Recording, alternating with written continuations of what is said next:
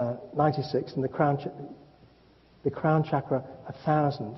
So if we add up all of those centers, it's 144, and multiply them by the top one there, it's 144,000. And ancients believe that if we can get the energies going up the body, then we create a halo. Those are the chakra centers. And if we can get the energy going up the body and up the spine, we get energy coming out of the crown chakra at the top. And this is why in ancient pictures they're often represented with halos, different sorts of halos. And only Jesus has the halo with the cross of the sun behind his head, because only Jesus is the sun. You'll find the saints have different types of halos because they're not as pure as Jesus was.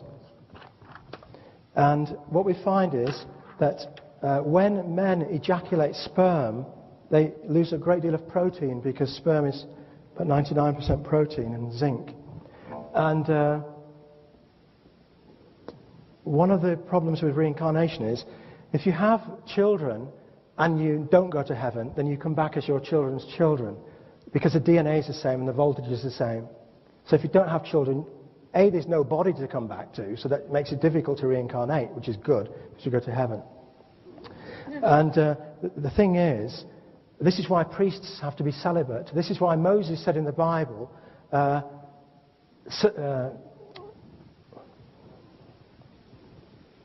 take the foreskins off the babies. Circumcision, which stops them masturbating, stops them getting rid of the sperm, because as soon as you get rid of sperm, all the energy in the body goes to the gonads to make more sperm, instead of going up the spine to make voltage to go back to God. In the same way, women who love their baby send all their energy to their child, and instead of the energies going up the spine and amplifying, they go down, and it stops them getting to heaven. Earlier we saw the importance of the number 9. Tutankhamun's tomb has 99999 seals, and he was born in 9 coffins. And here's a picture of Tutankhamun going to heaven in his burial chamber at the Valley of the Kings.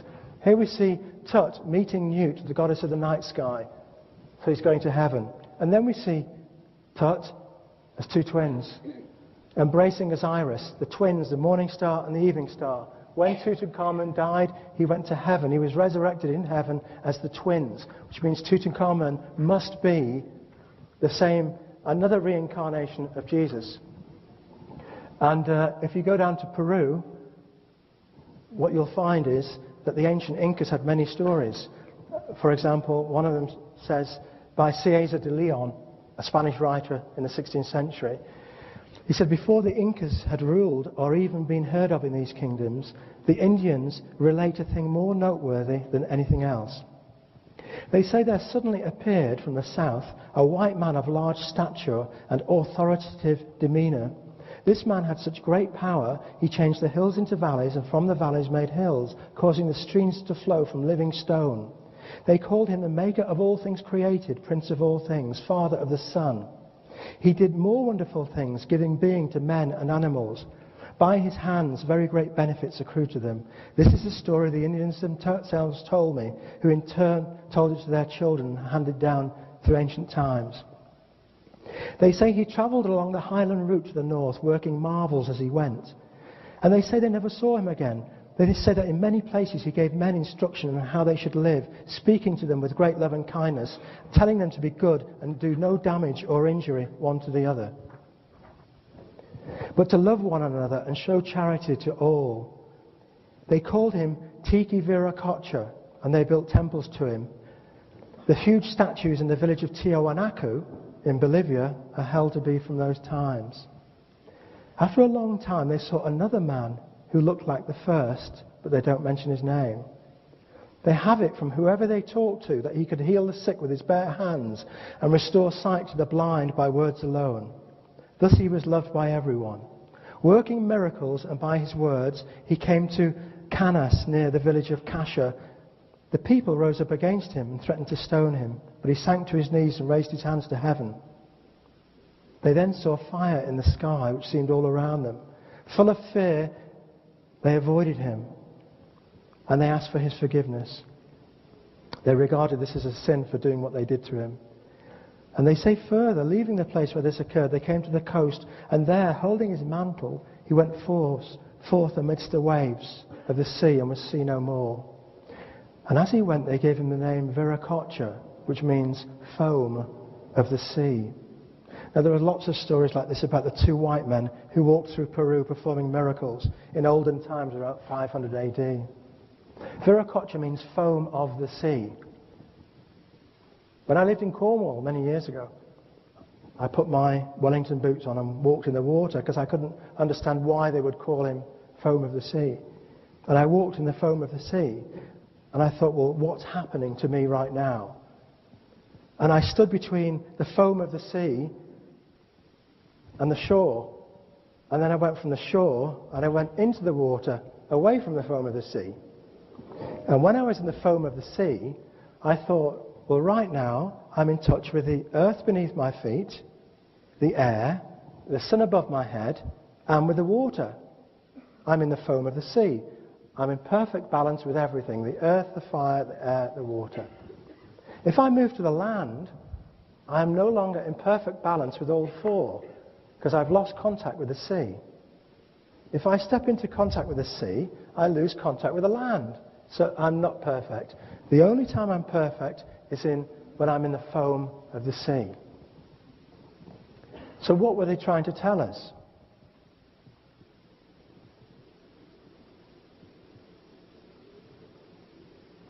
The Indians believe that the cow is sacred because it gives holy milk. And the foam of the sea is clearly a metaphor for the perfect human being, he who is in balance with nature.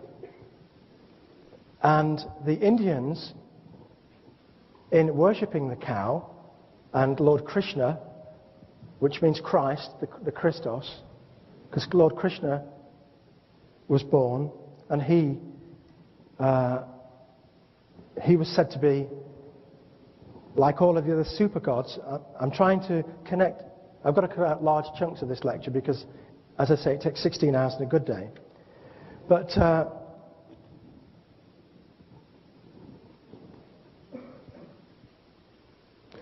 the Indians believed heaven to be a milky ocean, the foam of the sea. And that's where God lived. And they believed that when we died, we went to the foam of the sea. Now, in 1988 in Peru, there were lots of reports about some tombs that had been discovered. And one of the tombs contained a figure of the man in the tomb in the guise of a crab. Now, the crab is an animal that lives on the land and in the water. The crab lives in the foam of the sea. And so, in 95, the first book I had published was The Mayan Prophecies. And I did all the sunspot stuff, how they understood how the sun was affecting life on Earth. Although I couldn't understand how they could have done it, that was it. I thought, well, they must have been very clever. But then I started to think, well, nobody could do this sort of thing unless they were superhuman. So I thought there has to be a connection here. Maybe everybody, as we mentioned earlier, wasn't clever in those days. As we were talking about, had I made a mistake in saying that everybody in Israel were clever in the year 0? Well, it wasn't. It was one man.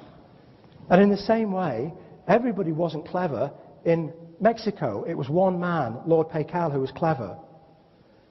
And, of course, Pascal is a Catholic word for Easter, which tells us that Lord Pacal was associated with Easter, as was Jesus, who died on the cross at Easter. So I started to have a look at Viracocha. And he was the Peruvian, I call them super gods, this holy energy that comes to earth periodically. And there were two super gods discovered in Mexico, one at the top of the pyramid and one at the bottom of the pyramid. There was Viracocha and Viracocha Pachacamac. Viracocha Pachacamac was the god of the world. So one arrived in about 350 AD, the one at the top, that was Viracocha Pachacamac.